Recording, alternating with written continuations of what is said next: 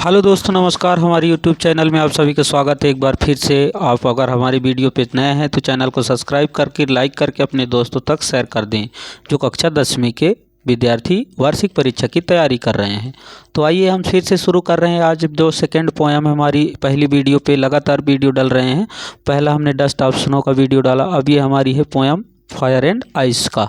आइए इसको शुरू करते हैं। तो दोस्तों, जो फायर एंड आइस का हमारी एक पोएम है, तो पोएम का नाम है फायर एंड आइस।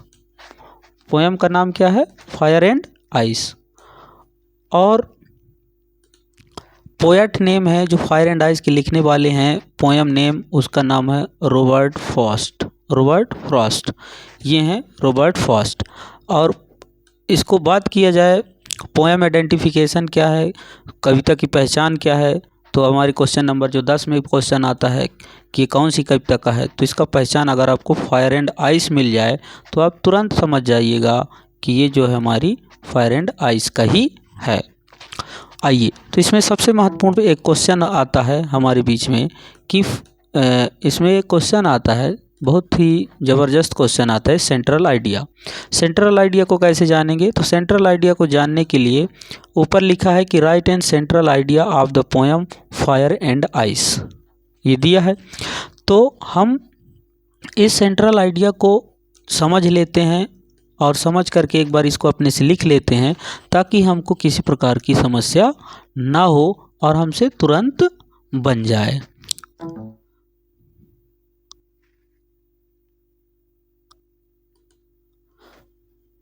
तो हेलो दोस्तों, नमस्कार, आदाब, सत श्री अकाल आप सभी को। हमारे YouTube चैनल एक्स्ट्रा नॉलेज में आपका स्वागत है।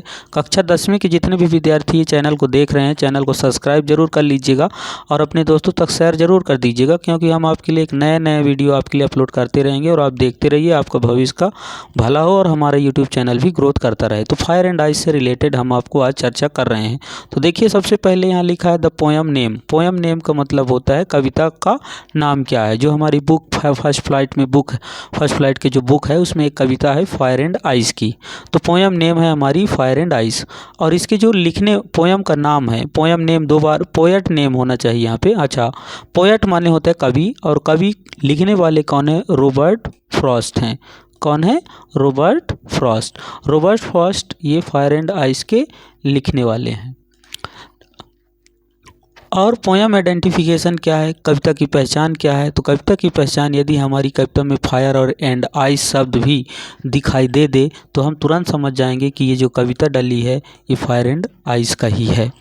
तो सबसे महत्वपूर्ण क्वेश्चन है हमारे लिए एक सेंट्रल आइडिया, जो हमारे पेपर में अक्सर पूछता रहता है। आइए इसी को ट्राई करते हैं, याद करने की कोशिश करते हैं। थोड़ा वीडियो लंबा हो जाए तो वीडियो को अंत तक बंद करके देखते रहिए। तो आइए शुरू करते हैं। तो दोस्तों, सबसे पहले क्वेश्चन को समझ लेते हैं कि ये हमारा क्वेश्चन कह क्या रहा है। तो क्वेश्चन जब हम समझ लेंगे तो ऑलरेडी हम बिल्कुल बता पाएंगे, और वैसे अगर हम नहीं बता पाते तो आइए शुरू करते हैं। तो देखिए, right and central idea of the poem fire and ice, मतलब फायर एंड आइस जो कविता है का जो केंद्रीय भाव क्या है, मतलब इस कविता का मुख्य उद्देश्य क्या है, मुख्य भाव क्या है, तो आइए समझते हैं। तो सबसे पहले दोस्तों, लिखने वाले का परिचय सेंट्रल आइडिया में ज़रूर मेंशन करते हैं ताकि जांचने वालों को पता चल जाए कि बच्चा को जानकारी है। तो आइए देखते हैं। Fire and ice, this poem is written by Robert Frost in the poem. इस कविता में यहाँ तक याद करेंगे कि फायर एंड आइस यह कविता रॉबर्ट फ्रॉस्ट के द्वारा लिखा गया है। इन दिस पोएम, इस कविता में the poet told about human emotion. देखिए, द पोएट यहाँ पे लिखा है, the poet told about the human emotion, मतलब इस कविता में जो ह्यूमन है, मानव जाति के लोग हैं, ह्यूमन बीइंग्स हैं, जो मानव जाति हैं, मानव का जो इमोशन है, भाव है, उसके बारे में बताता है। याद रखेंगे, याद करिएगा कैसे।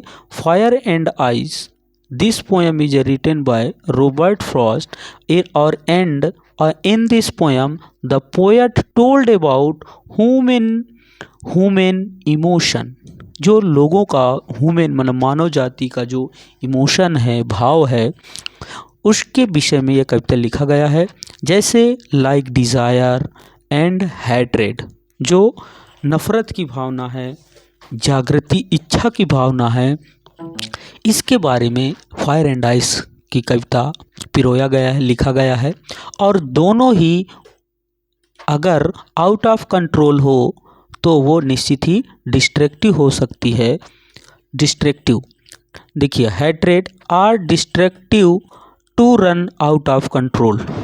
To run out of control, जब नियंत्रण से ये बाहर होता है, आउट ऑफ कंट्रोल होता है, तो ये हमारे लिए क्या है, विनाशकारी है, नुकसानदायक है। यदि हम ज़्यादा से ज़्यादा डिज़ायर हो हमारी, ज़्यादा से ज़्यादा हम लोगों से हेट्रेड करें तो हमारे लिए डिस्ट्रक्टिव है। रन आउट ऑफ कंट्रोल, जब समझ से नियंत्रण से बाहर हो, तो they can destroy a person morally, mentally, physically. ये तीनों स्थिति से लोगों को क्या कर सकता है, बर्बाद। नैतिकता से, मानसिक से और शारीरिक रूप से हम बर्बाद हो सकते हैं। तो यही है central idea of the poem according to the Shivlal dictionary, Shivlal Baba दिग्दर्शिका।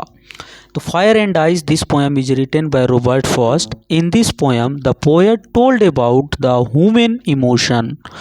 मानव की भाव, the poet told about human emotion like desire, hatred are destructive